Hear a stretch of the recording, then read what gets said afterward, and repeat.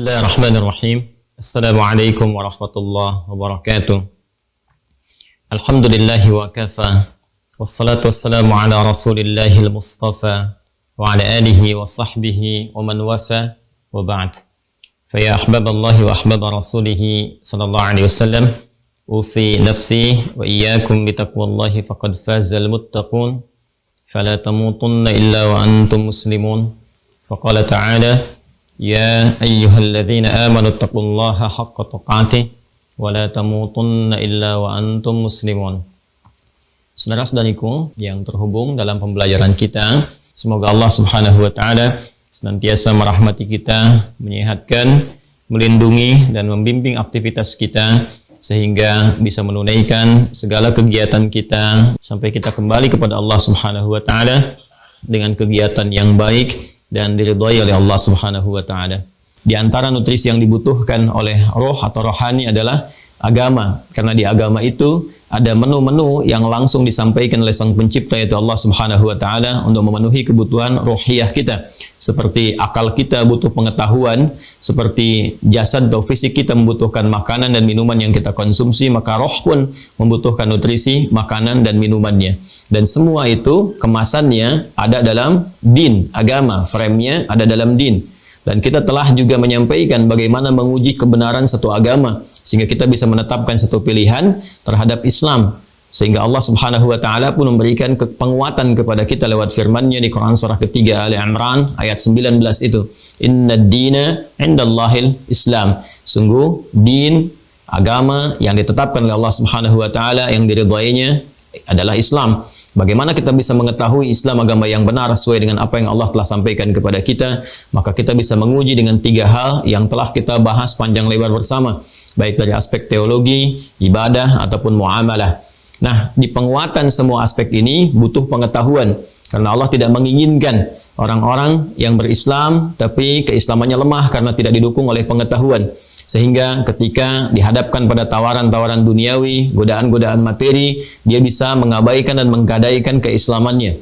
Ya, dengan materi yang sedikit, yang sebetulnya bahkan tidak bisa dinilai gitu ya, keutamaannya, itu bisa menggadaikan keyakinannya. Dengan kata-kata bisa meninggalkan keislamannya. Karena itulah butuh pengetahuan untuk menguatkan keislaman kita.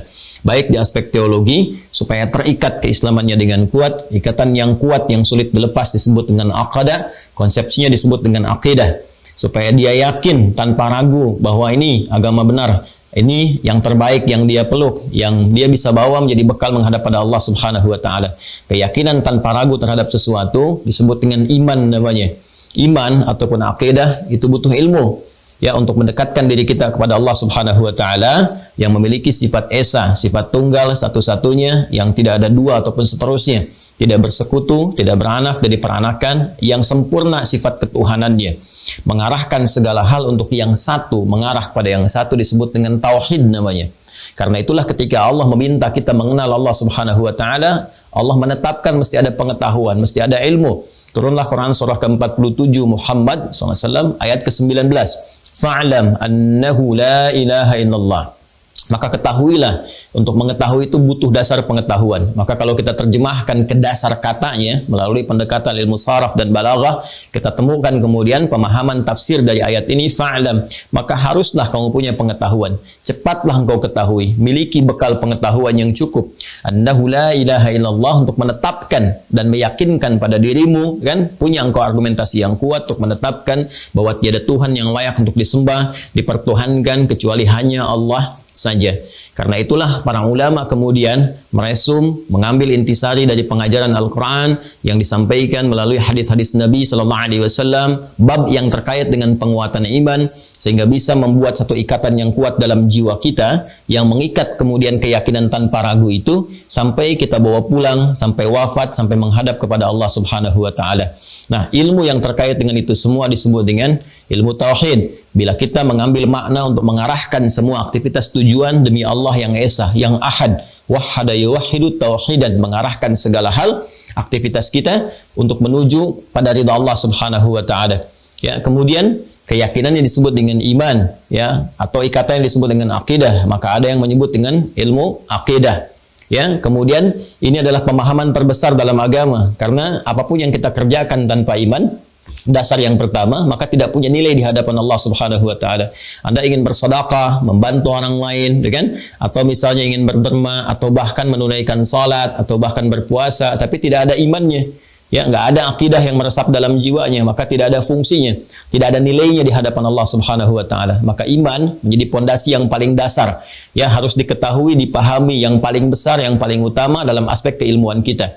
Memahami sesuatu sampai dengan mengerti disebut dengan fikih. Hal yang terbesar, yang paling agung, yang paling harus kita ketahui lebih awal disebut dengan akbar namanya. Maka Imam Abu Hanifah menyebut ilmu ini juga dengan fiqhul akbar. Jadi ada fiqhul akbar, pemahaman yang terbesar dari semua fikih yang harus kita pahami, melebihi fikih-fikih terapan dalam kehidupan. Kemudian terkait keyakinannya disebut dengan iman, ikatannya disebut dengan akidah, arahnya disebut dengan tauhid. Jadi kalau Anda menemukan ilmu tauhid, ilmu akidah misalnya, kemudian fiqhul akbar, ya, ilmu iman, yaitu semua mengarah pada pemahaman yang satu, yaitu pemahaman penguatan pada aspek teologis untuk mendekatkan diri kita secara langsung hubungan akidah dengan Allah Subhanahu wa taala. Ini yang harus terikat kuat dan dipesankan oleh Nabi sallallahu alaihi wasallam dalam setiap kesempatan Jumat khususnya, atau dalam ta'lim-ta'lim beliau dengan mengutip Quran surah ketiga Ali Imran di ayat 102 itu. Allah berfirman, "Ya ayyuhalladzina amanu," hai orang-orang yang telah menguatkan iman, telah beriman, ya, telah yakin tanpa ragu dalam jiwanya. Ittaqullaha haqqa tuqatih, tingkatkan ketakwaanmu kepada Allah dengan cara yang benar, kan? Wala tamutunna illa wa antum muslimun, dan janganlah engkau wafat kecuali engkau dalam keadaan berislam. Jadi membawa Islam dalam kehidupan kita. Nah, sekarang apa yang dimaksud dengan Islam? Dari Islam itu apa yang kita temukan terkait dengan iman? Dari iman itu nanti kita akan turunkan pokok-pokoknya, sehingga terkorelasilah pembahasan kita di subuh ini dengan tema dasar-dasar atau pokok-pokok keimanan. Ini pengantar yang ingin saya sampaikan sampai tiba pada titik pemahaman yang akan kita bahas bersama. Ya, baiklah teman-teman sekalian, sebelum kita masuk kepada uraian tadi tentang turunan Islam sampai ke pokok iman, saya akan bacakan dulu di pembuka kitab supaya ada bagian kitab yang saya janjikan kita mulai bisa baca. Nanti ada kitab-kitab pokok dasar, ada turunan-turunan yang kemudian kita bisa tunjukkan juga, ya. Ini kita akan mulai dengan kitabnya Syekh Sayyid Sabiq, ya. Judulnya Al-Aqaid Al-Islamiyah. Ini judul kitabnya, ya. Al-Aqaid Al-Islamiyah, karya Syekh Sayyid Sabiq. Ya, saya sudah sampaikan juga di awal jumpa. Ini nanti akan diuji juga, ya. Jadi pas di ujian itu, yang ujian tulisan, termasuk di lisan, nanti kalau tanya jawab, saya akan juga tanyakan kepada para mahasantri, Anda dapat kitabnya dari mana, halaman keberapa, ya, seperti apa, dan sebagainya. Nanti setelah pembahasan ini, saya akan coba juga scan bagian pembahasan kita, dan untuk yang selanjutnya, sehingga nanti saat kita tersambung seperti ini, Anda juga memegang kopinya. Ya, jadi nanti kalau saya bacakan Anda ikut baca juga. Jadi kita belajar banyak hal insya Allah, ya. Belajar pemahaman, belajar baca juga kitab secara langsung sehingga bisa diterapkan nanti dan diajarkan kembali kepada kolega-kolega kita. Baik, sekarang teman-teman sekalian kita masuk di halaman yang ke-7, ya, di kitab Al-Aqaid Al-Islamiyah, langsung ke pokok bahasannya.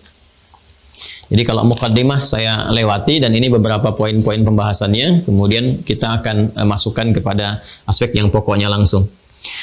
Bismillahirrahmanirrahim. Al-Islamu imanun wa amal. Ya, Islam itu perpaduan antara iman dan amal. Saya ulangi, ya. Islam itu perpaduan antara iman dan amal. Al-Islamu huwa dinullahi alladhi awhahu ila Muhammadin salawatullahi wa salamuhu alaihi wa huwa imanun wa amal. Islam itu ialah dinullah, din Allah Subhanahu wa taala. Saya lebih berkenan menyebut din, ya, dibandingkan dengan agama. Walaupun agama itu sering menjadi terjemahan kata din, tapi tidak mewakili secara keseluruhan. Ya, agama kan dari bahasa Sanskerta, ya. A-nya tidak, agama itu rusak.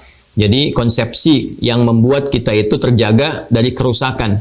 Bagaimana supaya pandangan tidak rusak, lisan bicara tidak rusak, berjalan tidak rusak, gitu kan? Nah, itu dalam bahasa Sanskerta itu disebutkan dengan istilah agama, ya. Tapi din lebih luas sifatnya daripada itu. Ya, din itu bukan sekedar menjaga kita agar tidak berbuat rusak dalam kehidupan. tapi juga memberikan sebuah konsekuensi dari perilaku penjagaan kita itu untuk mendapatkan penilaian di sisi Allah Subhanahu wa taala. Ya, jadi bukan sekedar misalnya kata-kata kita harus baik, ya, jangan berkata yang rusak, yang kotor. Nah, jadi apa balasan yang didapatkan ketika kita menjaga itu? Itu punya poin di hadapan Allah. Ya, karena itu orang Arab mengatakan kama tadinu tudan. Kama tadinu tudan, sebagaimana engkau berdin, ya kan, berekspresi, bersikap dan sebagainya, seperti itulah engkau akan diapresiasi oleh Allah.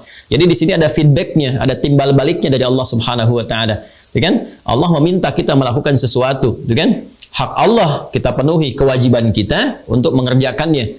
Tapi timbal baliknya apa sebagai hak kita? Kan keadilan Allah menetapkan hak bersanding dengan kewajiban. Ketika kita mengerjakan sebuah kewajiban, agama itu kan konsepsi kepatuhan antara kita makhluk kepada Allah Khalik, gitu kan? Allah perintahkan, kita kerjakan. Sekarang kalau kita kerjakan, kita mendapatkan apa haknya? Kan ada haqqullahi 'alal ibad, ada haqqul ibad 'ala Allah. Ada haknya Allah dari hamba untuk kita menyembahnya dengan sempurna, ya, itu kewajiban kita. Nanti ada hak kita dari Allah yang diberikan. Ya, karena itulah kemudian konsepsi dalam agama mengatakan kama tadinu tudan. Sebagaimana engkau mengerjakan perintah itu dengan baik, mengabdi kepada Rabbmu, maka engkau pun akan dibalas. Nah, di agama itu konsepsinya hanya sebatas menjaga. Sedangkan dalam din ada frame timbal balik. Ketika kita bisa menjaga semua itu, melaksanakan perintah Allah, menjauhi larangannya, maka ada kemudian apresiasi yang Allah berikan kepada kita. Itu dalam bentuk pahala, ajrun. Itu nilainya nanti di akhirat, bukan dunia. Dunia itu dapat keberkahannya sebagai bekal hidup. Nah, semua pekerjaan kita yang kita kerjakan demi mematuhi Allah, itu dianggap baik oleh Allah kemudian, ya, menjadi saleh. Karena itu perbuatan disebut dengan amal, sifat baiknya disebut dengan saleh.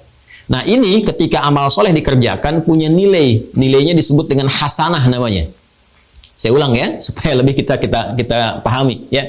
Dalam din ya, inna dina 'indallahil Islam, Islam itu din kita. Din itu bukan sekedar menjaga kita untuk berperilaku dengan baik, tapi ya, ada akibat yang kita dapatkan, ada feedback timbal balik dari semua penjagaan yang kita lakukan itu, perbuatan kita mendapatkan penilaian dari Allah. Ya, penilaian itu nanti yang melahirkan pahala. Ketika seseorang mengerjakan karena Allah dengan baik, perbuatan dalam bahasa Arab disebut amal namanya. Ketika dinilai baik oleh Allah menjadi saleh, maka dari sini muncul istilah amal saleh. Jelas ya? Nah, amal saleh yang dikerjakan oleh seorang hamba dapat poin dari Allah, dapat penilaian. Poinnya disebut hasanah namanya. Ya? Poinnya disebut apa? Hasanah. Saya coba uraikan begini ya. Ya. Jadi di sini ada aktivitas nih, perbuatan, aktivitas. Apa saja dari mulai bangun tidur sampai dengan tidur lagi. Kita beraktivitas di sini. Bahasa Arabnya aktivitas itu amal namanya. Ya. Amal, jamaknya disebut dengan amal. Jelas ya? Nah, setiap aktivitas yang kita kerjakan disebut amal. Saat kita kerjakan aktivitas ini mengikuti konsepsi atau petunjuk yang bersumber dari ad-din, ya. Inna dina 'indallahil Islam. Dalam hal ini adalah Islam. Ya. Yang diridhai oleh Allah Subhanahu wa taala. Ini konsepsinya ada di Quran surah ketiga di ayat 19. Baik ya? Nah, semua pekerjaan, aktivitas, amal kita yang mengikuti petunjuk-petunjuk dalam din, kan, dalam syariat, yaitu Islam, maka akan dipandang baik jika benar ketentuannya itu diikuti. Ya, maka disebutlah kemudian pekerjaan yang diikutkan pada petunjuk ad-din dipandang baik oleh Allah dengan saleh namanya. Saleh. Ya. Saya beri contoh misalnya. Kita makannya mengikuti ketentuan ad-din. Bagaimana cara makan yang baik, ya kan? Menyebut apa saat akan makan, bagaimana adab yang kita jaga saat makan. Ya, maka ketika kita ikuti tuntunan ad-din ini, pekerjaan kita bukan sekedar amal, bukan sekedar rutinitas, ya, bukan cuma makan untuk menghilangkan lapar, tidak. Tapi itu akan dianggap baik, saleh. Oleh siapa? Oleh Allah. Ketika pekerjaan itu dianggap baik, dia punya nilai di sisi Allah. Punya nilai. Nilainya disebut dengan hasanah namanya. Ya, nilai kebaikannya. Nilai kebaikannya disebut dengan hasanah. Nah, hasanah ini punya poin. Ya, poinnya setiap kebaikan itu 10. Ada 10. Ini paling pokok, paling dasar. Ya, paling minimal sedikitnya 10 poin. Ya, dari mana ditemukan konsepsi ini? Ada di Quran surah ke-6 Al-An'am ayat 160.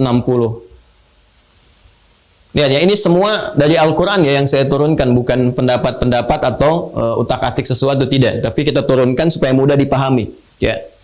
Nah ini dapat poinnya 10, konsepsinya ada di Quran surah ke-6 ayat 160. Ini dasar firman penguatnya. Allah langsung yang sampaikan. Man jaa'a bil hasanati falahu asyru amthaliha. Siapa yang mengerjakan satu perbuatan punya nilai hasanah, artinya soleh perbuatannya, maka ditetapkan mendapatkan 10 poin nih. Ya. Falahu asyru amthaliha, dia punya padanan 10 nilainya di sisi Allah. Ya. 10 ini jangan dalam hitungan kita 1, 2, 3 terlalu kecil. Karena kita datang ke masjid pun misalnya untuk niat ibadah, baru datang nih, belum mengerjakan apapun. Kita belum sholat misalnya, ya, kita belum i'tikaf, belum macam-macam, baru datang aja, tapi niatnya untuk ibadah, bergantung kepada niat. Karena itu Nabi katakan innamal a'malu binniyat. Itu punya poin 25. Jarak satu keduanya kata Nabi di hadis Muslim itu 500 tahun. Dua ketiganya 500 tahun, tiga keempatnya 500 tahun. Ya, ini nilai standarnya. Jadi Anda bayangkan kalau mengambil analogi yang hadis yang tadi, jarak satu kedua itu begitu mahal nilainya. Ya, begitu tinggi di sisi Allah Subhanahu wa taala. Ya, bacaan Quran kan setiap hurufnya 10 kan? Man qara'a harfan min kitabillahi falahu asyru hasanat, jamaknya. Ya, selalu hasanah, hasanah, hasanah. Siapa yang membaca satu huruf dari Al-Quran, kata Nabi di hadis riwayat At-Tirmidzi, ya, satu hurufnya itu setara dengan 10 kebaikan. Satu hurufnya loh, teman-teman sekalian. Jadi kalau kita baca alif, lam, mim, itu nggak dihitung satu huruf. Tapi alifnya punya nilai sendiri, lamnya punya nilai sendiri, mimnya punya nilai sendiri. Ya kan? Nah ini nanti konsepnya seperti ini. Ya, mendapatkan poin di sini. Nah ini yang disebut dengan ajrun. Ya, ajrun lahum ajrun ghairu mamnun. Kumpulan ini yang disebut dengan pahala namanya. Ya, di perbuatan sifat baik yang disebut dengan hasanah, poinnya ini, nah ini yang disebut dengan ajrun. Ini yang kita kumpulkan. Nah, inilah poin bekal kita menghadap Allah Subhanahu wa taala. Ya, poin bekal kita untuk menghadap Allah Subhanahu wa taala. Jadi, semua pekerjaan dunia kita akan menjadi rutinitas tanpa adanya ini. Ya. Tanpa adanya acuan ini, ad-din ini. Ini konsepsi yang memberikan timbal balik, karena itu disebut dengan ad-din, bukan sekedar agama. Jelas ya? Nah, ini yang kita bawa pulang nih. Jadi yang kita bawa pulang itu bukan harta yang kita kumpulkannya. Ya, mohon maaf, bukan kendaraan, bukan rumah yang kita tinggali, pakaian yang kita koleksi, handphone paling mewah yang kita dapati, bukan itu. Ya, jangankan ke akhirat, ke alam kubur pun nggak kita bawa. Demi Allah saya katakan, silahkan cek sebagai muslim misalnya, khususnya kita yang beriman, apakah ada di antara kita kemudian meninggal dikuburkan dengan handphonenya? Kan tidak. Ya kan? Pakaiannya kan tidak. Apakah ada yang meninggal dikuburkan dengan mobil termewah yang dia koleksinya? Kan tidak. Ya, bahkan kain kafan yang kita kenakan pun kan nggak ada kantongnya, coba cek. Ya kan? Nah, karena itu penting bagi kita untuk menyadari bahwa ada sesuatu yang harus kita yakini, kita pahami. Karena itu iman, yakin tanpa ragu. Ya, kalau pulang nanti bawa bekal apa? Logika sederhananya begini. Kita berpindah pada satu tempat, taruhlah mudik misalnya. Nggak usah jauh-jauh lah. Ya, saya tinggal di Bekasi misalnya. Saya akan mudik. Taruhlah misalnya beda tempat sedikit ke Banten ya, atau ke Jawa. Lebih jauh lagi misalnya ada yang ke Sumatera, sampai ke Papua. Mungkin tidak terjadi perpindahan ini tanpa bekal. Tidak mungkin kan? Bahkan sekarang ada syarat-syarat tertentu di masa pandemi. Harus antigen, ya, terbang keluar harus PCR, harus macam-macam dan sebagainya. Nah, itu berpindah tempat yang sementara di satu wilayah saja yang tidak jauh, itu punya bekal tertentu, bekal khusus. Berbeda negara, Anda harus punya visa. Untuk dapat visa harus punya paspor dan sebagainya. Ada syarat-syarat masuk, ada karantina, ada ini, ada itu. Itu baru sama-sama dunia. Jadi, perpindahan dari satu tempat ke tempat lain itu menuntut adanya penyesuaian bekal. Sekarang kita akan berpindah kepada tempat yang dimensinya berbeda. Lebih jauh lagi, keadaannya lebih kompleks. Tentu bekalnya tidak akan sama. Karena itulah saat kita pergi meninggalkan dunia ini, dikatakan telah meninggal dunia. Artinya semua bekal-bekal yang terkait dengan keduniaan nggak bisa dibawa ke tempat ini. Dipahami ya? Ya, kita pun di Indonesia belum tentu kita bisa bawa bekal keluar kan? Ya, karena ada kekhususan tertentu. Kalau kita terbang ke negara tertentu kan ada nih. Ini yang prohibited nih, yang nggak boleh dibawa nih, kan? Ini yang nggak boleh, ini yang nggak boleh, ini yang boleh, ini yang itu. Apalagi ke akhirat. Jadi di dunia saja ada ketentuan. Meninggal dunia, bekal-bekal dunia itu hilang, kita tanggalkan, kita tinggalkan. Nah, sekarang pertanyaannya, apa yang akan kita bawa untuk berpindah kepada dimensi lain itu? Tempat lain itu, tempat berpulang itu ketika kita meninggalkan dunia. Nah, disinilah kemudian kita yakin, kita bertanya pada Sang Pencipta, ya Allah, ketika saya pindah apa yang harus saya siapkan? Allah jawab. Di sini kita mendapatkan kebenaran dan keyakinan akan risalah Islam.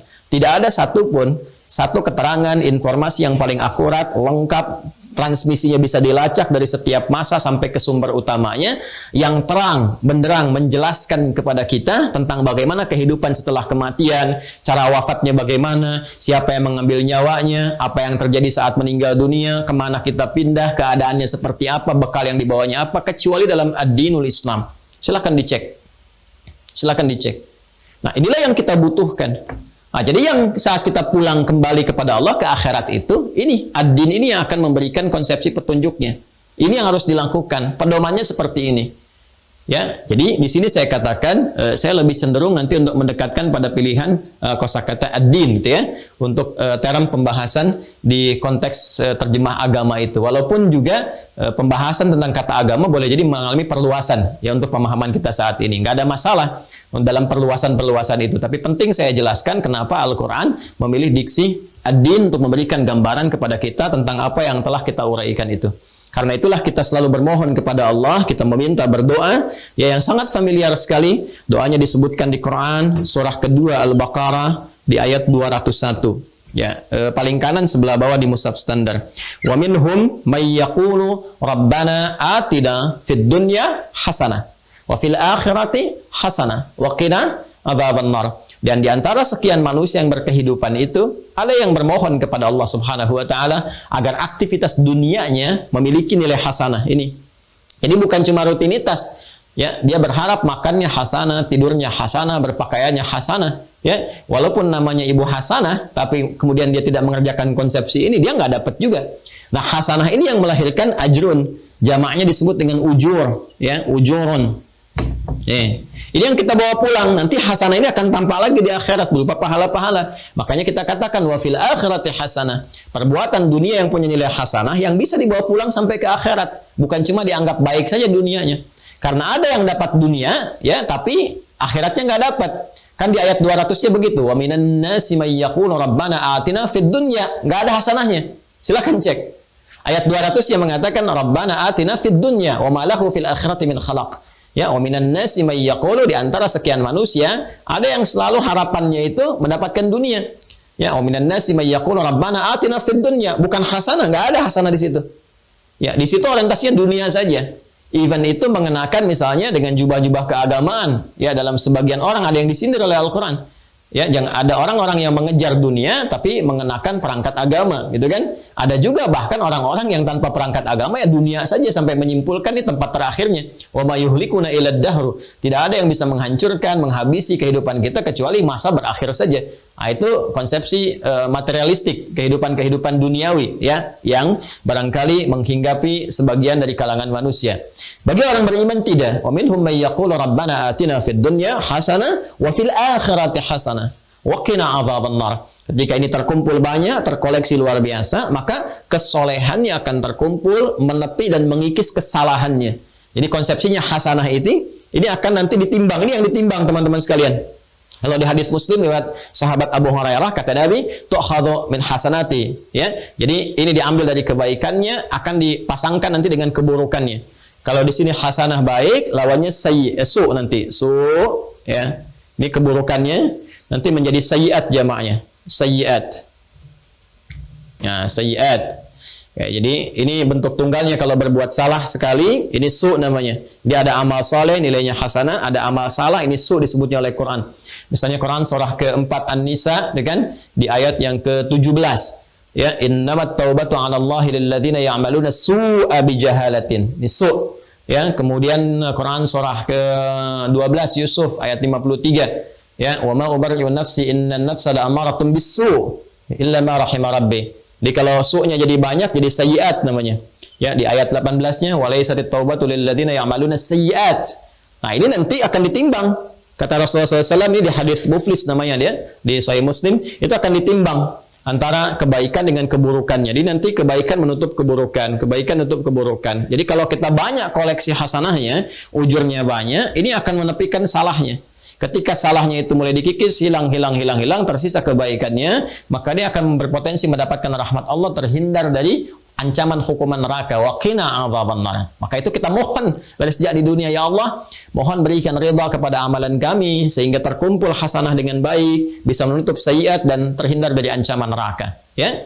Nah, ini konsepsinya. Semua ini ditemukan di dalam apa? Islam.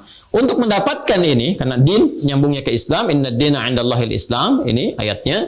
Nah, sehingga untuk mendapatkan ini semua dan kita punya keyakinan yang kuat disebut tadi dengan iman, kan? Kita harus mengacu pada panduan pokok yang disampaikan dalam din kita. Apa itu? Islam.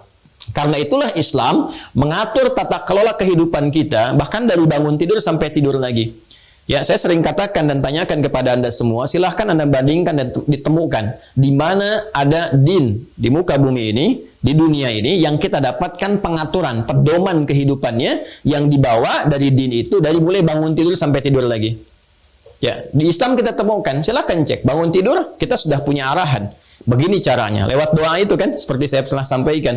Doa itu bukan hanya kalimat yang menjadikan perbuatan jadi ibadah. Bukan hanya itu. Tapi isi doa itu bimbingan kita bagaimana mengerjakan perbuatan yang sedang kita lakukan itu. Ya, bangun tidur kita punya doanya. Bahkan akan tidur pun doanya beda dengan bangun tidur. Makan kita punya doanya sendiri. Ya, berpakaian punya doanya sendiri. Masuk toilet ada doanya. Keluar toilet ada doanya. Masuk masjid, bekerja, keluar masjid dan sebagainya. Semua ada doanya. Ya, bahkan urusan mau meninggal pun ada bimbingan doanya, ya kan? Masya Allah gitu. Jadi semuanya tersusun dengan sangat sempurna ini. Nah, konsepsi berislam ini, teman-teman sekalian, ini setidaknya harus terpenuhi dua hal yang paling pokok. Jadi pedoman dalam Islam itu ada dua yang paling utama, ya, yang membimbing kita mendapatkan apa yang telah kita uraikan tadi. Nah, di Syekh Said Sabiq menyebutkan dalam kitab Al-Aqaid Al-Islamiyah, ya, itu dua pokok ini disebut dengan imanun, okay, wa amal. Ya, iman dan amal. Jadi kalau kita menyebutkan Islam, orangnya disebut dengan Muslim. Pernah saya ajarkan dulu kan? Kalau ada formulasi IA, pasti orangnya MUI. Ya, ingat ya, kalau ada IA, ya, A-nya panjang di ujungnya. IA, orangnya itu MUI, rumusnya MUI. Ya, nanti ada dalam waktu dekat insya Allah ada buku saya, pembelajaran bahasa Arab cepat. Ya, nanti insya Allah akan disampaikan kepada teman-teman pembelajaran bahasa Arab cepat. Nanti kita tunjukkan. Ya. IA seperti contoh Islam, kan? Iman, ihsan. Nah, orangnya pasti MUI. Ya, Islam, Muslim, iman, mukmin, ihsan, muhsin, ikhlas, mukhlis. Jelas, gampang ya? Baik ya, gampang ya. Nah, ini teman-teman sekalian, kembalikan ke sini. Nah, dalam konsepsi kita berislam dan kita disebut Muslim, itu nggak akan lepas dari ini. Jadi kalau kita mau berislam, benar Islamnya, maka perpaduan iman dan amal itu harus tersemai dan tertanam kuat dalam diri kita. Nggak mungkin orang Islam itu nggak ada iman, itu mustahil. Ya, nggak mungkin orang beriman itu nggak ada amalnya. Ya, itu pun mustahil gitu. Jadi keduanya itu pasti saling bersatu. Karena itulah Said Sabiq menyatakan al-Islamu imanun wa amal. Islam itu konsepsinya harus menyatukan, memadukan antara iman dengan amal. Ya, al-Islamu dinullahi alladzi auhahu ila Muhammadin salawatullahi wasallamu alaihi. Ya, Islam itu adalah din. Ini dia, din. Terjemah kita sebut dengan agama, gitu kan? Din yang Allah wahyukan risalahnya kepada Nabi Muhammad sallallahu alaihi wasallam.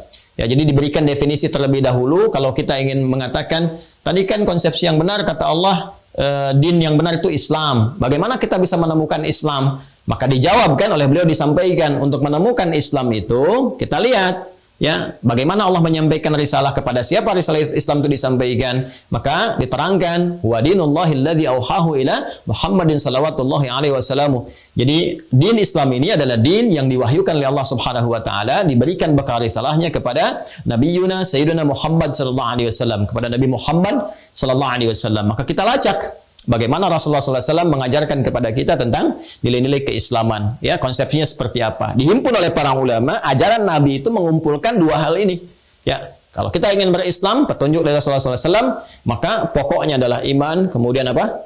Amal. Seperti apa turunannya? Nah, kita bacakan kembali. Ya. Wa huwa imanun wa amal, dan yang dimaksud Islam itu adalah perpaduan antara iman dengan amal. Nah, ini nanti yang saya terangkan di awal itu sebetulnya saripati dari kitab ini pun sudah saya terangkan. Ya, karena itu seringkali dalam ta'lim saya sebetulnya menyampaikan saripati, intisari, dan kalau Anda merujuk ke kitab, Anda akan temukan dari beberapa referensi-referensi kitab. Hanya saya awalkan untuk pengenalan gitu ya. Kadang-kadang ada yang suka bertanya, Ustaz, kitabnya di mana, referensinya di mana gitu ya. Nanti kita dalam pengajaran khusus ini kita buka satu persatu. Baik, kita teruskan. Wal imanu yumathilul aqidah. Ya, sedangkan iman itu tergambar dalam akidah.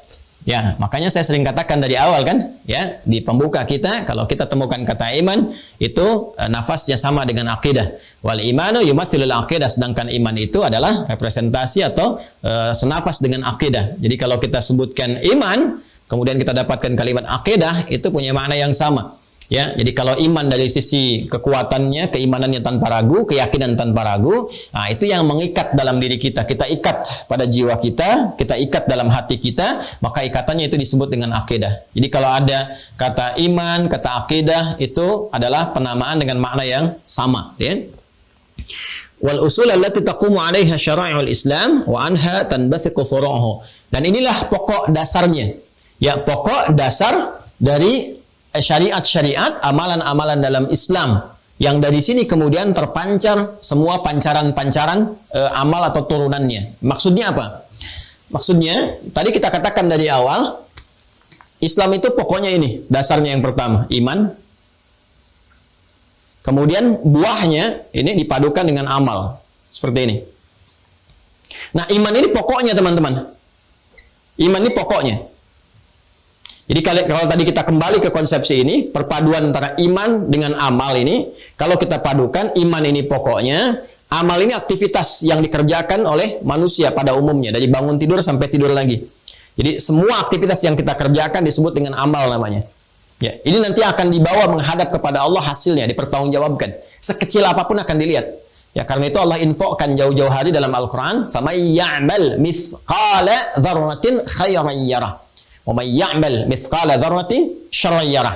Ya, siapa yang mengerjakan amal kan? فَمَنْ يَعْمَلْ itu dari kata amal, ya. Amila ya'malu. Ya, فَمَنْ يَعْمَلْ, siapa yang mengerjakan sedikit pun aktivitas di dunia ini, jangan dikira akan terabaikan begitu saja. Itu punya nilai di sisi Allah. Baik dibalas kebaikan, buruk pun kemudian ada evaluasinya. Karena itu kata Allah, mengerjakan sedikit apapun yang dia kerjakan dalam kehidupan nih, rutinitas pekerjaannya itu akan dinilai. Akan dinilai. Makanya kalau Anda miskal, itu mesti khairayarah. Ya, jangan sampai syarayarah. Kalau miskal, harus apa? Khairayarah. Jangan apa? Syarayarah. Sama ya'mal miskala dzarratin khairayarah. Ya.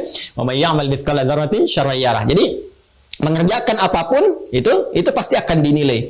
Nah, kalau kita ingin mendapatkan penilaian terbaik ini, amal kita ini, aktivitas kita, makan kita, dari bangun tidur, berpakaian, sampai bekerja, dan sebagainya, hidup sosial, berumah tangga, dan seterusnya, maka mesti ada pokok ini, generatornya iman nih. Harus digerakkan oleh iman. Sebagai muslim ya, itu harus otomatis, ini pokoknya nih, ini usulnya. Ya, makanya dikatakan di kitab ini, wal usul allati taqumu 'alaiha syara'i'ul Islam. Ini pokoknya, pokok yang menjadikan semua konsepsi pekerjaan, amal itu sama dengan syariat. Ya, nanti kita turunkan pas baca paragraf kedua. Ya, jadi semua amalan-amalan dalam Islam itu support utamanya dari iman dari sini. Jadi kalau kita mengaku Muslim, agama kita Islam, maka semua gerakan kita, aktivitas kita itu ada generator yang menggerakkan, harus imannya yang menggerakkan dia. Ya, semua, bahkan perilaku kita, perilaku tubuh kita. Karena itu di dalam Al-Quran seringkali kita dapati anggota tubuh kita ini sebelum beraktivitas, berperilaku, itu disebutkan dulu ini generatornya, pokok imannya. Ya, kita lihat misalnya tentang mata kita yang akan menatap, itu imannya dulu disebutkan. Wa qul lil mu'minina yaghuddu min absarihim. Quran surah An-Nur surah 24 ayat 30. Demikian untuk perempuan ayat 31-nya. Wa qul lil mu'minati yaghdudna min absarihinna. Katakan pada perempuan-perempuan di ayat 31 yang punya iman. Imannya dulu disebutkan. Ayat 30-nya katakan Muhammad SAW pada para laki-laki yang beriman, yang punya iman, imannya dulu. Ya, yaghdudna min absarihim, yaghdudna min absarihinna. Pandangannya harus melihat kepada yang baik saja, yang soleh ini. Ya. Jadi kalau ada yang terlihat itu tidak baik dalam ukuran Allah, dalam ukuran ad-din di sini nih, ya, din yang berdasarkan petunjuk dari Allah, maka ghaddul basar, palingkan.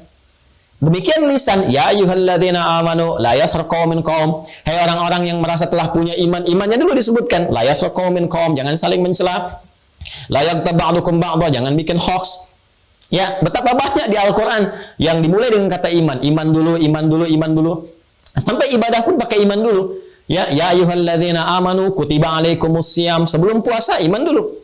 Alladzina yu'minuna bil ghaib wa yuqimunas shalah, sebelum salat iman dulu. Jadi semua pekerjaan kita itu akan punya nilai kalau ada imannya. Kalau ada iman. Makanya iman, akidah itu yang paling menentukan. Jadi sepanjang orang punya perbuatan baik pun dalam konsepsi dunia. Ingat ini ya, dalam konsepsi dunia, dia suka menolong, kan, bantu orang lain, dia ramah dan sebagainya. Tapi nggak ada iman, ini nggak bisa dibawa bekal ke akhirat. Perbuatan-perbuatan dunianya. Karena tadi konsepsi dasarnya, kita pindah alam, pindah dimensi, bekalnya beda. Bekal akhirat tuh imannya, ini pokoknya. Jadi ini baru punya nilai kalau ada ini. Tapi kalau ini nggak ada, maka hukumnya akan terbatas pada dunia saja. Dan keadilan Allah, kalau Anda tanya, di mana keadilan Allah? Allah adil. Karena Anda mengerjakan perbuatan untuk dunia saja, maka dibalasnya pun di dunia. Adil kan? Ya. Anda punya pekerjaan untuk yang sekarang saja, tidak menyiapkan untuk besok. Balasannya kan yang sekarang. Ya. Anda kalau nggak lembur, digajinya kan gaji yang biasa saja. Kalau lembur, baru dikasih lembur kan? Masa Anda nggak lembur pengen minta balasan lembur? Kan tidak. Ya kan? Nah, Anda yang mengerjakan pekerjaan dunia pun, keadilan Allah menjadikan dibalas tuh di dunianya, diberikan semua apa yang dia kerjakan balasannya di dunia. Sepanjang dia niatkan untuk dunia saja. Kasus ini pernah ditanyakan oleh Sayyidah Aisyah Ummul Mukminin radhiyallahu taala anha, ya kan, kepada Rasulullah SAW, ya Rasulullah, ada si fulan orang baik, kan? Namun dia belum beriman, dia mengerjakan kebaikan, suka bantu ini, donasi itu. Maka bagaimana status dia dalam pandangan Allah di akhirat, bagaimana? Ya kan? Kalau ada sikap yang seperti ini. Maka Nabi kemudian diberikan oleh Allah Subhanahu wa taala informasi lewat turunnya satu ayat di Quran surah ke-25 Al-Furqan. Ayat 23. Ya. Quran surah 25 ayat 23. Ini harus hafal ini ya. Nanti Anda kalau ditanya bagaimana kalau ada orang yang non muslim atau dia belum beriman, saya kan, dia banyak berbuat baik, apakah tidak punya nilai di hadapan Allah kebaikannya? Apakah masuk neraka? Ya kan? Dan sebagainya. Nah, ini jawabannya ini. Anda bisa katakan dulu, alhamdulillah pertanyaan Anda itu sudah diwakili oleh Sayyidah Aisyah 15 abad yang lalu. Kan? Nah, jadi agak terlambat sebetulnya itu ditanyakan dia. Tapi kita bisa jawab. Saking adilnya Allah, Allah membalas semua itu. Allah berfirman, wa qadimna ila ma 'amilu min 'amalin faj'alnahu haba'an manthura. Wa qadimna ila ma 'amilu min 'amal. Nah, solehnya nggak ada di situ. Solehnya nggak ada, karena soleh itu baru muncul kalau ada iman. Baru amalnya. Ya, wa qadimna ila ma 'amilu min 'amalin. Dan jika pun ada seorang hamba tapi dia belum beriman, kan? Tapi dia banyak berbuat baik, maka kami akan balas dengan cepat. Itu qadimna, kami dahulukan, kami percepat. Diapresiasi, boleh jadi hartanya bertambah. Dalam konsepsi dunia kan begitu hukumnya. Ya, kalau Anda ingin kaya kan bekerja, kan? Membangun relasi, itu gampang sekali. Tapi kalau ingin berkah dalam kekayaan, isi dengan iman. Beda. Kalau ingin pintar, Anda belajar. Ya, tambah pengetahuan. Kalau ingin berkah dalam pengetahuan, Anda beriman. Jelas ya? Nah, itu bedanya. Jadi jangan Anda adukan kepada Allah, ya Allah, saya sudah beriman. Kenapa saya nggak kaya juga? Ya, Anda kerja nggak? Anda serius nggak? Sungguh-sungguh nggak? Iman menghadirkan keberkahan, ketenangan, dan pahala. Ini kan? Kesungguhan Anda melahirkan apa yang Anda ingin harapkan dalam konsepsi dunia. Kalau ada orang belum beriman, aktivitasnya kencang dalam urusan dunia, walaupun baik, kata Allah, kami balas dengan sifat-sifat dunia. Ya, kami apresiasi, dianggap baik dia, ya disebut sebagai orang baik, naik sebagai pahlawan, dan sebagainya. Istilah baik-baik, ya. Dan itu sangat adil Allah. Cuma ketika Anda nggak punya bekal akhirat, keadilan Allah pun harus diterapkan. Masa nggak punya bekal akhirat diberikan pahala akhiratnya? Kan nggak mungkin. Ya, hamba yang lain akan mengadu, ya Allah, lalu apa faedah iman kami kalau begitu? Ya, Karena itu kemudian Allah menetapkan urusan akhirat, ini basicnya ini iman. Ya, ini iman. Karena itulah teman-teman sekalian, ya ini begitu penting bagi kita, karena ini pokoknya, ini dasarnya. Ya, ini pokoknya, ini dasarnya. Ini akan menjadikan timbangan setiap amalan punya nilai di hadapan Allah Subhanahu wa taala. Jadi, ini bagian pertama, ini yang harus terikat dalam diri kita. Karena itu disebutkan oleh Sayyid Sabiq dengan kalimat al-imanu yumathilul aqidah. Ya, jadi iman inilah adalah gambaran ikatan yang kuat, yang harus tertanam kuat dalam diri kita, dalam jiwa kita. Ini nanti akan memberikan sebuah respon, sinyal-sinyal kepada seluruh anggota tubuh kita untuk bersikap. Ya, Anda akan merasakan sendiri, akan beda kok. Kalau sudah berislam benar, pasti ada sinyal iman. Nah, lemah ataupun kuatnya bergantung dari sini nanti. Ya, nanti kalau kita sudah ngaji pokok akidah, 6 pokok, ya 6 pokok itu kita sudah ngaji, baru kita ambil hadisnya. Nanti saya akan pindah ke hadis Al-Bukhari. Kitab yang kedua, kan ada 97 topik pembahasan disebut dengan kitab. Kitab pertamanya Bad'ul Wahyi, kitab keduanya nanti Kitabul Iman. Nah, supaya iman sinyalnya ini kuat, kan biasanya kan semua sinyalnya beda-beda. Anda kan kalau punya handphone kan nggak semua sinyalnya kuat tuh, ya. Kalau Anda misalnya mohon maaf ya, kalau sinyal sedang lemah kan Anda akan nyari-nyari ya. Ya, kadang-kadang saya unik juga ya Allah tampakkan karakteristik spiritual kita itu lewat perilaku kita tuh. Ya, tapi anehnya kadang nggak konsisten. Urusan dunia bisa tajam akalnya, urusan akhirat tuh bisa lemah gitu. Ya, saya bingung juga kadang-kadang kok bisa terjadi. Anda kalau sedang lemah sinyal tuh, handphone kan cari sinyal kan. Nelpon nampak keluar, sampai ngasih ekspresi, kamu ini kalau bisa begini-begini, padahal orangnya nggak ada di depan. Ya, kamu ini lihat nggak sih, tangannya begini tuh, tapi orangnya nggak ada. Ya, terus dia bisa cari sinyal tuh, cari sinyal, sana sini, sampai dia menemukan sinyal yang kuat. Sampai dia katakan, sebentar ya, sinyalnya lemah, aku keluar dulu. Ya kan? Nah, Allah kan telah tebarkan semua sinyal hidayah, ada yang lewat telinga, lewat mata, dengar adzan, lihat orang sholat, lihat orang baca Quran, lihat orang beribadah, macam-macam. Kemudian orang yang punya iman pun dikasih sinyal lewat amal, dikuatkan. Nanti ada 57 hadis Nabi Sallallahu Alaihi Wasallam di Kitabul Iman di Sahih Al-Bukhari yang membimbing kita untuk mendapatkan penguatan sinyal. Nah, itu harus kita cari. Masa sinyal dunia kita cari-cari sampai ganti handphone, di-charge dengan baik. Agama yang membawa keabadian kita di akhirat, mempertaruhkan muara hidup kita yang terakhir, kenapa nggak pernah di-charge? Kan? Kenapa nggak pernah dikuatkan sinyalnya? Nah, ini kembali ke sini. Nah, jadi semua hal ini akan bergantung kepada pokok kita ikat kuat. Ikatan inilah yang disebut oleh Sayyid Sabiq dengan mengatakan al-imanu yumathilul aqidah. Ya, wal usul allati taqumu alaihi syara'il Islam, dan pokok yang menjadi pokok tumbuhnya semua amalan punya nilai di hadapan Allah dalam konsepsi Islam. Jadi kalau nggak ada ini akan jadi rutinitas amalnya. Al-amalul adi. Ya, amal rutinitas, perbuatan rutin saja yang tidak punya nilai di hadapan Allah. Belum tentu salah. Ya, kalau kita makan dari yang halal itu kan mohon maaf halal nih, dapat saya uang dapat 5.000, saya belikan makanan, ya kan? Tapi saya nggak ikuti petunjuk makannya berdasarkan cara Islam. Bagaimana cara makan yang baik, ya? Khudh biyaminika ma yalika, ambil dengan tangan kananmu yang paling dekat denganmu, sambillah sebut nama Allah sebelum makan, ya kan? Kita bacakan bismillahirrahmanirrahim atau bismillah, atau kita bacakan Allahumma barik lana fima razaqtana wa qina adzabannar dan sebagainya. Ya, kita ucapkan itu, kita lakukan, dapat nilai hasanah 10 poin. Nggak kita lakukan, walaupun makanan itu baik, halal, nggak punya nilai, rutin saja. Al-amal rutin, al-amalul adi, pekerjaan rutin. Kalau diambil dari yang haram, amal salah jatuhnya, dosa. Ya, jadi kalau kita nggak kerjakan petunjuk Islam, walaupun hasil yang kita dapatkan baik, nah itu nggak punya nilai pahala, juga nggak jatuh dalam dosa. Jadi standar saja, nggak punya nilainya biasa. Jelas ya? Jadi yang dimaksudkan, ini pokok yang darinya ya akan terpancar segala amalan-amalan dan punya nilai dalam Islam yang disebut dengan hasanah tadi. Jelas ya? Wa anha tanbathiqu furu'uhu, dan darinya kemudian ada muncul cabang-cabangnya. Nanti cabang-cabang iman ini nanti memunculkan satu ranting-ranting cabang-cabang yang berupa amalan tadi. Makanya kita katakan al-Islamu imanun wa amal. Jadi dalam Islam itu konsepsi dasarnya pokoknya adalah iman, dari iman melahirkan amal. Jadi nggak mungkin orang iman nggak beramal. Ya, sebaliknya orang beramal menjadi saleh tanpa iman pun tidak mungkin. Karena itu di Quran dua-duanya dipadukan. Iman menjadikan amal menjadi saleh. Jamaahnya disebut salihat. Ya, jadi kalau kita diberikan waktu untuk beraktivitas, amalan kita nggak dikerjakan karena iman, maka rugi kita. Karena kita nggak mengumpulkan poin itu, sedangkan kita bertarung dengan kematian. Ya, siapa yang lebih duluan nih mengumpulkan amalan atau kematian yang lebih dekat duluan, kita nggak tahu ajalnya kapan, atau kita menyiapkan amal-amal baik sehingga kita ketika kematian datang kita jemput dengan sangat indah. Ya, Seperti kemarin di Bogor di Cilendek ya, yang ada bertanya gitu ya, Ustadz ya, ada Kiai Haji Muhyiddin Junaidi, beliau itu wakil ketua Dewan Pertimbangan MUI ya.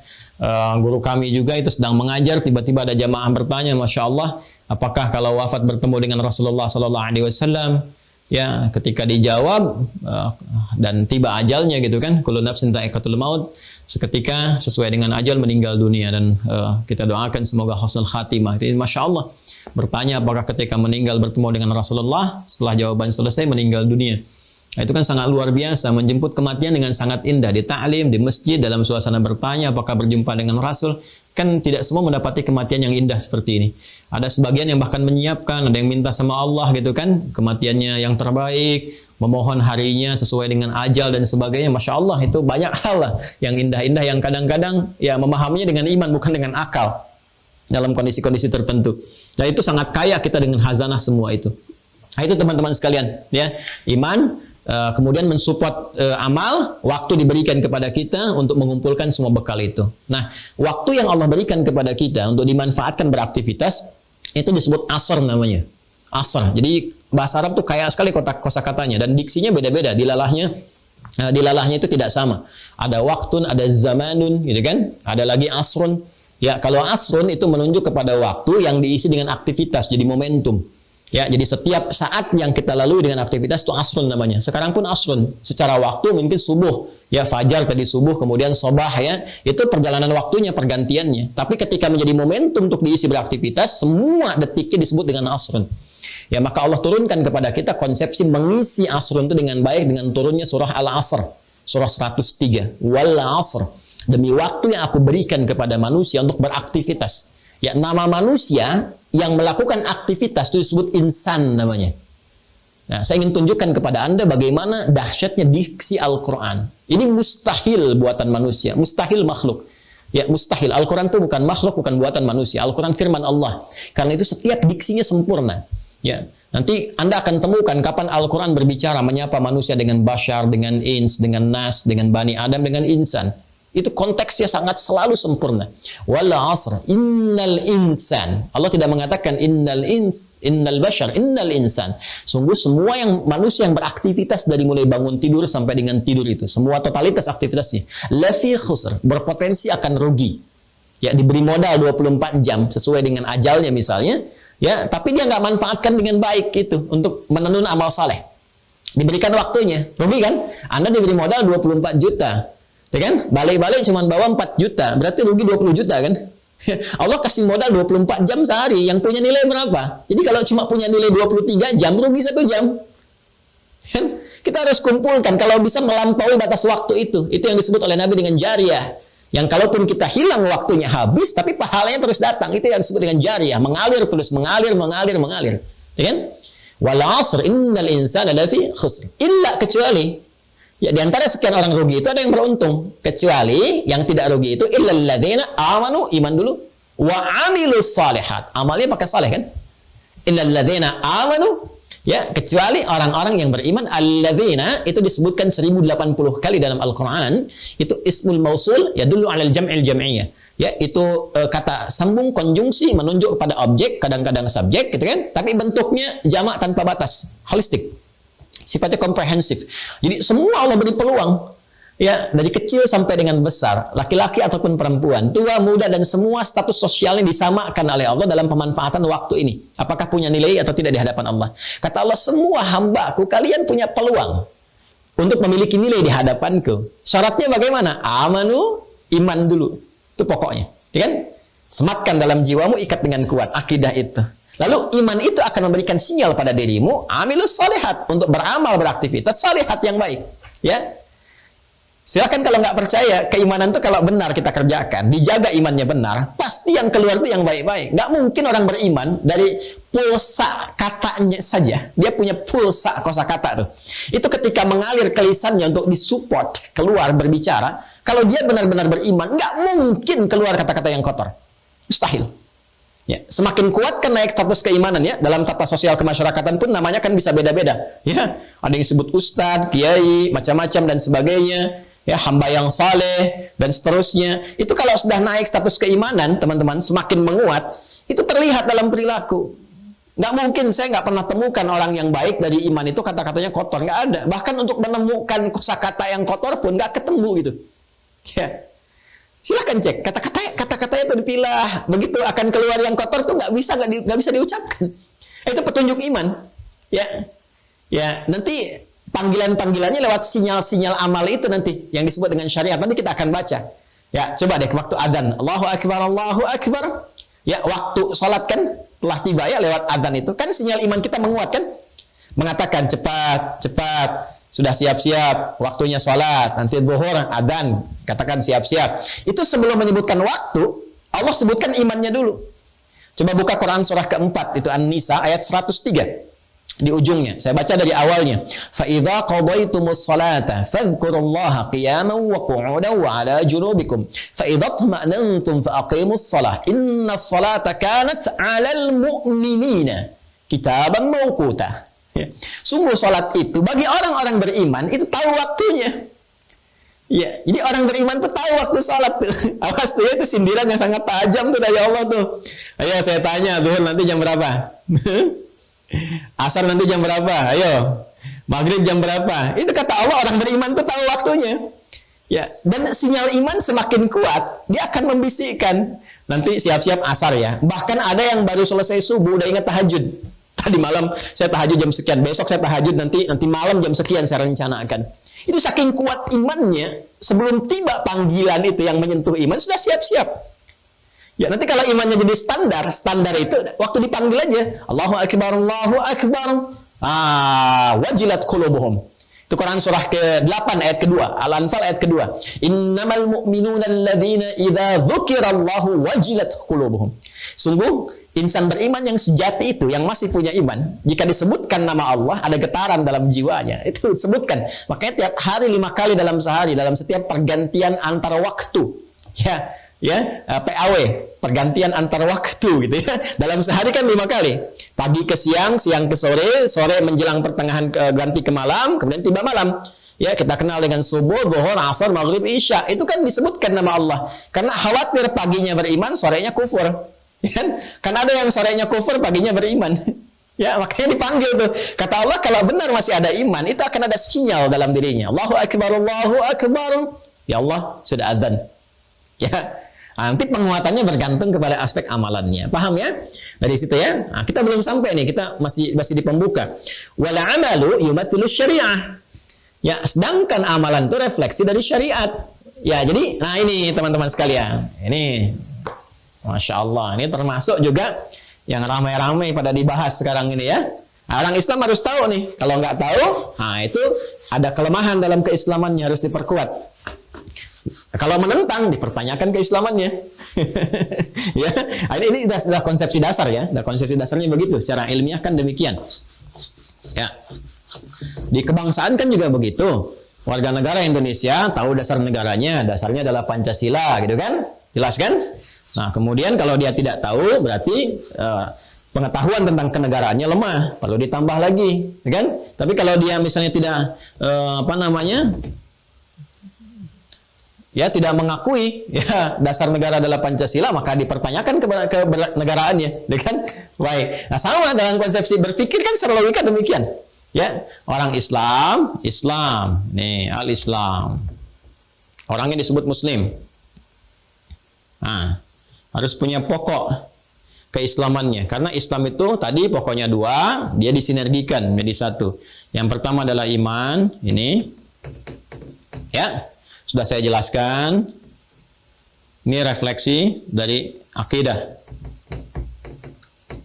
Sudah saya sampaikan juga, kalau disebutkan akidah maksudnya apa, disebutkan iman maksudnya apa.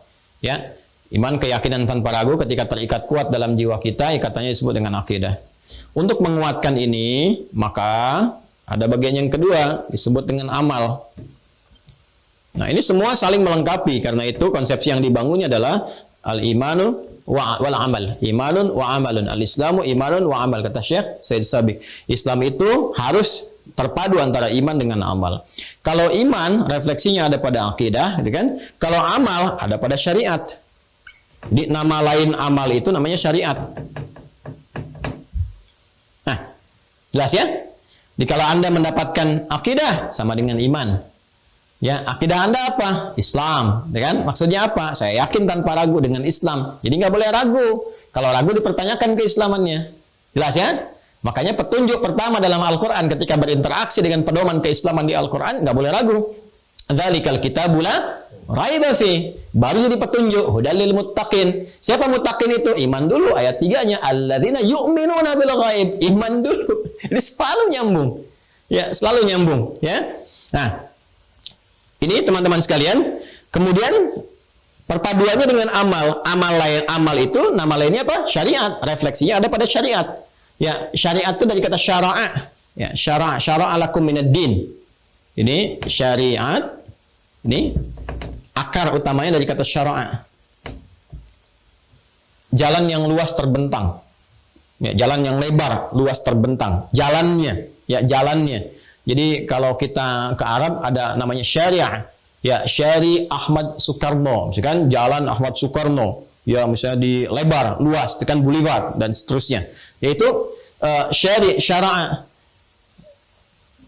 Satu konsepsi petunjuk yang memberikan jalan kepada kita untuk mengabdi, beribadah kepada Allah dan membuktikan keimanan kita lewat amalan itu namanya syariat. Jelas ya? Ini pokok keimanannya. Saya yakin denganmu ya Allah. Ya, saya menetapkan kau sebagai Tuhan. Allah tanya, buktinya apa? Ya kan? Buktinya apa? Lalu kita balik nanya, loh, ya Allah bagaimana cara membuktikannya? Ah, seperti ini jalannya kata Allah. Kalau kamu memang beriman kepadaku, buktikan. Begini jalannya. Nah, jalannya itu disebut syariat namanya. Ya, syariat. Syariat itu nampak lewat apa? Lewat amal. Ini. Jelas ya? Maka Islam itu pasti menggabungkan antara iman dengan amal, akidah dan syariat, iman dan syariat, akidah dan amal. Nggak mungkin orang Islam nggak bersyariat, mustahil. Ya, jadi kalau ada orang menolak syariat Islam, dipertanyakan keislamannya, karena semua konsepsi amal dalam Islam disebut syariat. Disebut syariat. Jadi semua pembuktian keimanan kita itu kepada Allah disebutnya syariat pembuktiannya. Ya, syara'a lakum minad din. Allah memberikan syariat dalam setiap konsepsi agama di setiap masa. Ini cara pembuktiannya, jalannya seperti ini. Nah, karena itu nanti ketika kita gabungkan ini teman-teman sekalian, iman dengan amal, konsepsi keyakinan dengan syariat, maka akan nampaklah dalam pokok keislaman kita. Apa pokok keislaman kita itu? Ketika kita ikrarkan, ya, saya mengatakan ya Allah, saya komitmen, saya bersaksi ya Allah, saya ini muslim, saya menuhankan Engkau ya Allah. Saya beriman kepadamu dan saya komitmen akan menjalankan jalan-jalan syariat, jalan-jalan mengabdi kepadamu. Ya, tunjukkan kepada saya ya Allah bagaimana saya melakukannya. Maka Allah infokan, Allah sampaikan kepada kita. Ya, terangkan misalnya dalam Al-Quran, Quran surah ke 20 Thaha ayat ke-14. Ya, ini bahkan disampaikan kepada nabi-nabi sebelumnya konsepsi dasar ini. Ya. Ini kisah kepada Nabi Musa alaihissalam. Nanti Isa alaihissalam juga demikian. Ya, Ibrahim demikian. Nuh alaihissalam juga demikian. Ismail demikian. Semua nabi-nabi itu konsepsi dasarnya sama semua. Membawa risalah yang sama di akidah. Walaupun secara syariat nanti jalan-jalannya sesuai dengan masanya. Ya, nanti kan cara sholat kita akan berbeda dengan sholat-sholat sebelum kita. Ya, dan sebagainya. Sesuai dengan kebutuhan masa-masanya. Ya, tapi akidahnya sama, serupa, jalannya juga disesuaikan dengan keadaan umatnya masing-masing, tapi konsepsi yang sama menuju kepada Allah Subhanahu wa taala. Perhatikan kalimatnya. Innani anallah, la ilaha illa ana. Nih, konsepsi iman yang pertama. Untuk menetapkan engkau beriman, ya, engkau menyaksikan, berkomitmen dengan baik, ya. Ya, maka engkau katakan la ilaha illallah. Innani anallah, la ilaha illa ana. La ilaha illallah. Innani anallah, kata Allah, sungguh akulah Allah. Tanpa ragu sedikit pun. La ilaha illa ana, enggak ada Tuhan selain aku. Fa'budni. Maka buktikan komitmen la ilaha illallah itu, fa'budni, dengan menyembahku. Ini menyembah Allah itu lewat syariat, nih jalannya. Fa'budni, maka buktikan itu lewat syariat dengan ibadah. Fa'bud, ya, abada ya'budu, fi'il amarnya u'bud, fa'bud, ya, sifatnya disebut dengan ibadah, namanya disebut dengan ibadah. Jadi ibadah itu adalah jalan pembuktian kita akan keimanan kepada Allah. Jadi kalau kita yakin dengan Allah, la ilaha illallah, kan? Tiada Tuhan selain Allah, kan Allah itu bukan sekedar nama bagi Tuhan, ya, yang menetapkan satu Tuhan dan menepikan yang lainnya. Tuhan yang hak, bukan sekedar itu, tapi juga punya arti al-ilahul ma'bud, yang berhak untuk disembah. Jadi ketika kita mengucapkan siapa nama Tuhanmu? Allah, di situ ada dua makna. Allah itu punya dua makna. Satu, menetapkan Allah sebagai satu-satunya Tuhan, tidak ada yang lain. Yang kedua, komitmen untuk menyembahnya, karena punya makna penyembahan, yang disembah Allah itu al-ma'budul haq. Ya. Maka kata Allah, fa'bud nih, buktikan dengan menyembah aku. Ya, fa'bud, jadi kata ibadah. Maka ibadah itu adalah jalan untuk membuktikan iman kita kepada Allah. Jalan ini disebut dengan syariat. Ya, karena itu di masa Nabi Muhammad SAW diajarkan kepada umatnya bagaimana cara kita, teman-teman sekalian, untuk menetapkan Allah sebagai Tuhan, membuktikan kemudian bagaimana jalan beribadah kepada Allah. Kita bahkan bertanya lagi, ya Allah, jalan ibadahnya bagaimana? Siapa yang menunjukkan kepada kami? Maka kata Allah nih, konsepsinya ada dalam satu kalimat. Ya, kita berkomitmen minta disaksikan, dan kita berkomitmen kuat untuk menetapkan Allah sebagai Tuhan dan menyembahnya lewat jalan tertentu. Dalam bahasa Arab disebut dengan syahadat. Ya, syahadat. Maka kita bersyahadat dengan dua makna utama. Asyhadu an la ilaha illallah. Ini bukti keimanan. Wa asyhadu anna Muhammadar Rasulullah. Dan cara kita untuk membuktikan keimanan kepada Allah dengan la ilaha illallah itu kita mengikuti risalah petunjuk Nabi Muhammad SAW yang diutus oleh Allah untuk menerangkan kepada kita bagaimana membuktikan dan menguatkan keimanan kita kepada Allah itu lewat syariat. Jelas? Maka kita katakan wa asyhadu anna Muhammadar Rasulullah. Dan cara saya la ilaha illallah itu, cara saya beriman kepada Allah itu, saya akan ikuti petunjuk Rasulullah SAW. Ya, saya akan ikuti bagaimana Rasulullah mengajarkan kepada saya, membimbing saya dan sebagainya. Jelas ya? Maka dari itu nanti akan ada banyak ayat menerangkan kepada kita ini loh, fungsi Nabi diutus ini bagaimana, bagaimana menetapkan kebenaran Rasulullah itu, bagaimana menguji bahwa Rasulullah itu Nabi yang benar. Ya, bahkan Al-Imam Al-Bukhari sebelum masuk Kitabul Iman menerangkan dulu kitab Bad'ul Wahyi. Ya, kitab dimulainya wahyu untuk menunjukkan kepada kita ini Rasul yang benar. Ini Rasul pembawa risalah untuk membimbing kita la ilaha illallah. Maka jalannya lewat apa? Lewat syariat. Syariat bentuknya apa? Ibadah. Karena itulah dalam Islam setelah iman ada ibadah. Coba setelah kita mengatakan dalam Islam ya, asyhadu an la ilaha illallah wa asyhadu anna Muhammadar Rasulullah, syahadat. Kunci pertamanya. Jadi ketika kita menetapkan saya Muslim, ya, saya menetapkan Islam sebagai din saya, sebagai agama saya. Maka pokok pertama terpenuhi tidak? Apa itu? Iman. Ya, pokoknya harus diikat dalam jiwa kita. Bagaimana mengikatnya? Asyhadu an la ilaha illallah. Jelas? Maka kita ucapkan bersyahadat, berkomitmen untuk bersaksi asyhadu an la ilaha illallah. Ya, lalu bagaimana cara asyhadu an la ilaha illallah itu? Wa asyhadu anna Muhammadar Rasulullah. Ya, saya minta dibimbing ya Allah. Saya turunkan Rasul. Saya pilih Nabi. Silahkan dibimbing lewat Nabi ini, Rasul yang mulia ini. Begini caranya berislam dengan baik. Maka Nabi memberikan jalan kepada kita. Jalan itu disebut dengan syariat. Syariat itu membimbing kita untuk ibadah. Karena perintah syariat itu isinya ibadah. Ya, innani anallahu, kembali ke Quran surah 20 ayat 14. Innani anallahu la ilaha illa ana fa'budni. Ya, sembah aku. Ya, kita minta contoh bagaimana caranya ya Allah, gitu kan? Maka sejak zaman dulu Allah katakan cara menyembahku ini yang pokok. Wa aqimis sholata lidzikri, salat. Karena itu dalam syariat Nabi membimbing kita untuk salat. Ya. Ada yang terkait harta supaya jadi ibadah, supaya punya nilai, jadi amal saleh, ada zakat konsepsinya. Ya kan? Ada siam, puasa yang pokok-pokok. Ada haji dan umrah. Ya. Tuh lihat. Yang ini tujuannya untuk menghubungkan kita dengan Allah sehingga terkoneksi dalam setiap aktivitas. Yang ini mengelola harta supaya jadi nilai ibadah sebagai jalan pengabdian kepada Allah. Yang ini adalah momentum untuk evaluasi bagaimana kita mengelola diri kita dengan baik, ya, meningkatkan sholatnya, mengelola zakatnya, menurunkannya menjadi amalan sunnah seperti infak, sedekahnya. Makanya dalam puasa itu meningkat, sholatnya dari yang fardu jadi sunnah, tuh kan? Bahkan yang semula tidak terjadi. Ya, para ibu bahkan sudah naruh sajadah ya sebelum maghrib untuk tarawih tuh, padahal tarawih itu sunnah cuma di Ramadan kan. Meningkat tuh, zakat meningkat. Dulu ada orang minta di depan mata belum tentu dikasih, sekarang yang nggak kelihatan pun dicari-cari, berapa yatim di sini, di mana fakirnya dan sebagainya. Ini penggabungannya. Puncaknya penyatuan antara ibadah fisik dengan harta disebut dengan haji ataupun umrah. Ya, kalau sholat itu di fisik saja tidak menggunakan harta. Ya, kemudian pada konsepsi dasarnya zakat itu dengan harta, kemudian digabungkan keduanya misalnya dalam haji dan umrah, fisik dan harta bergabung sekaligus. Dilatih semua. Dan puncaknya di sini kita disatukan semuanya. Ini pokok-pokok keislamannya. Maka kita kenal semua pokok-pokok ini setelah mengucapkan syahadat, kita ingin membuktikan keimanan kita kepada Allah, dibimbing oleh Rasulullah, nih pokoknya kerjakan yang ini. Kalau kamu kerjakan, maka benar pembuktian keislamanmu. Ini yang pokok, yang dasar. Pokok dalam bahasa Arab disebut dengan rukun namanya.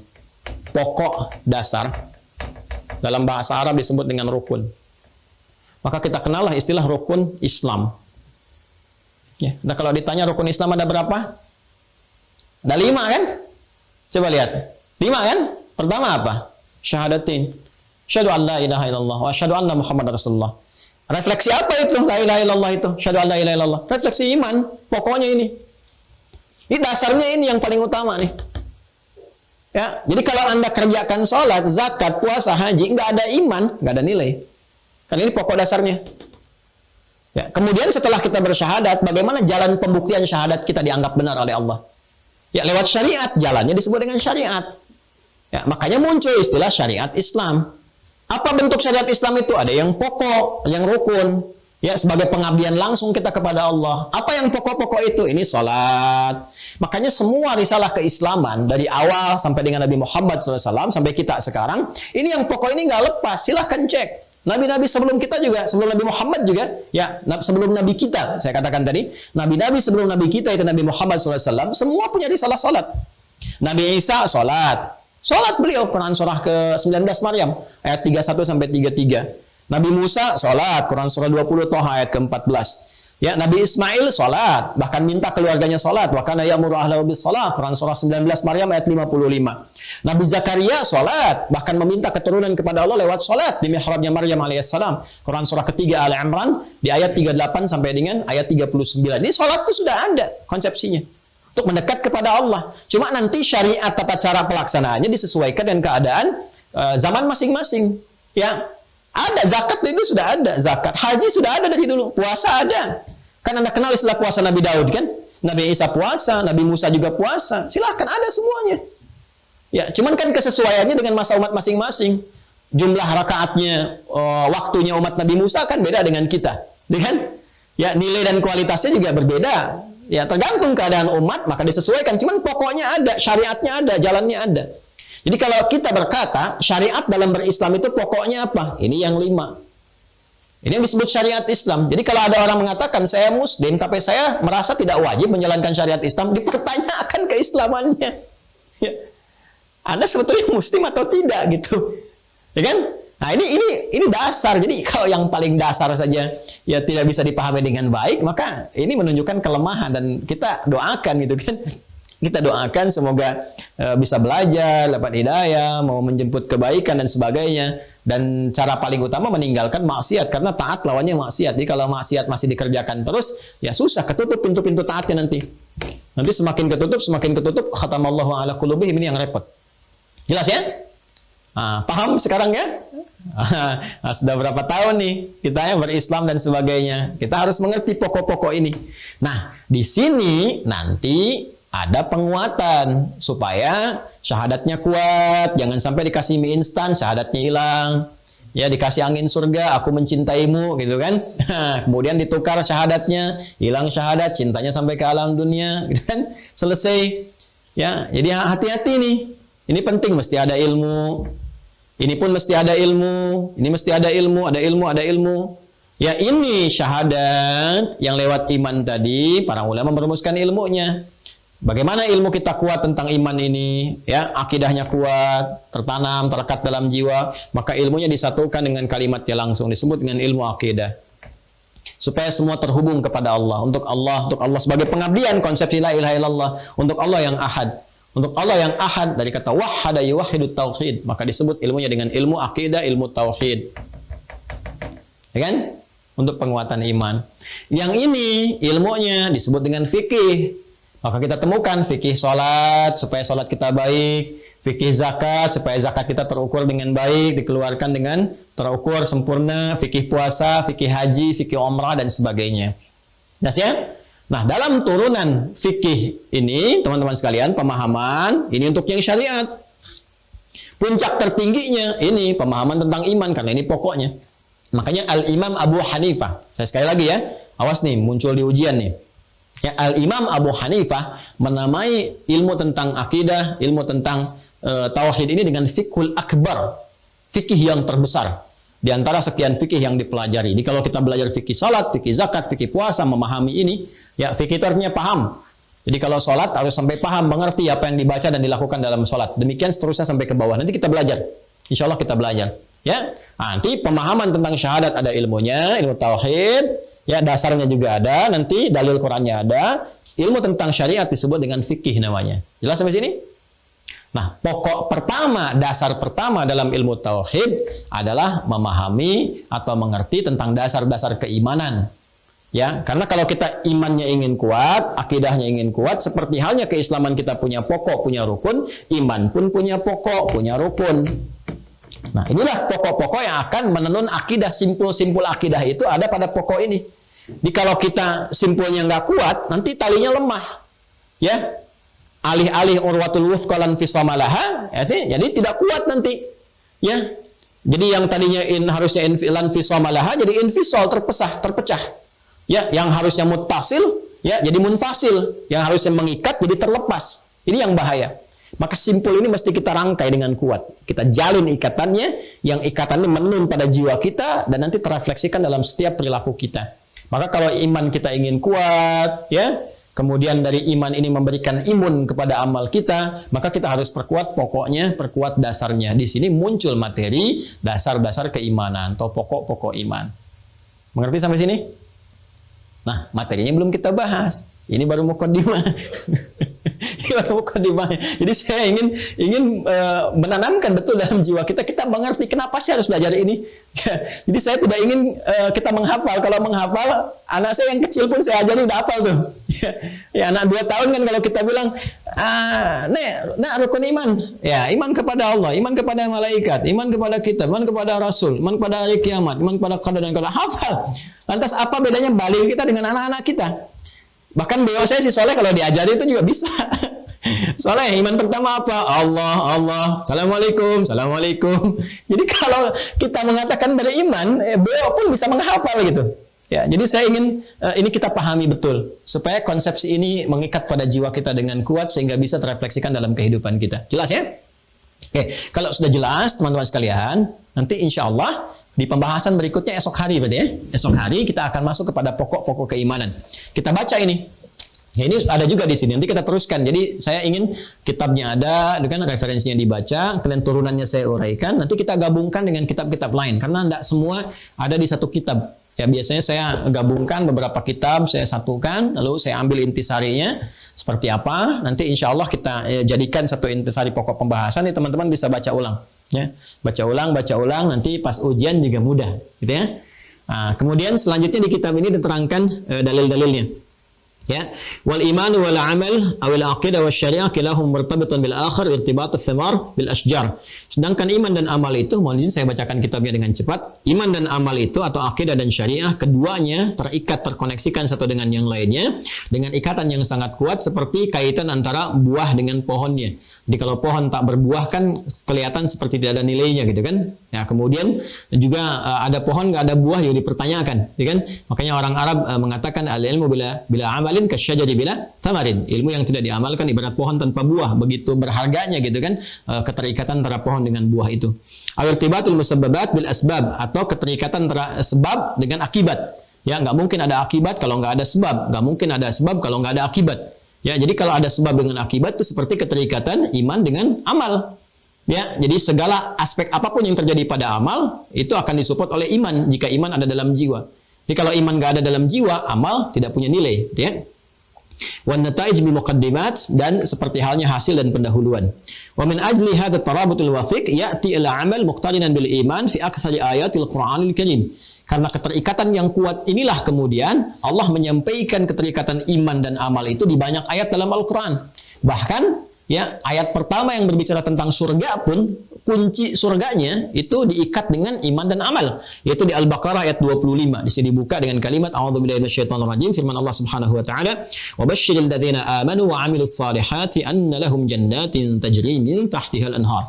Silakan lihat ya. Di kunci kalimat surga pertama dalam Al-Quran itu pembukanya iman dan amal. Wabasyiril ladzina amanu iman wa 'amilus shalihat amal anna lahum jannatin tajri min tahtihal anhar. Bagi orang yang beriman dan dengan imannya dibimbing dia beramal saleh, disiapkan baginya bentangan surga-surga yang beraneka ragam dengan segala jenis keindahannya. Kemudian juga firman Allah di Quran surah An-Nahl ayat 96, "Man 'amila shalihan min dzakarin aw untha wa huwa mu'minun falanuhyiyannahu hayatan thayyibah wa lanajziyannahum ajrahum bi ahsani ma kanu ya'malun." Ya, dan siapapun yang beriman kepada Allah lalu mengerjakan amal saleh.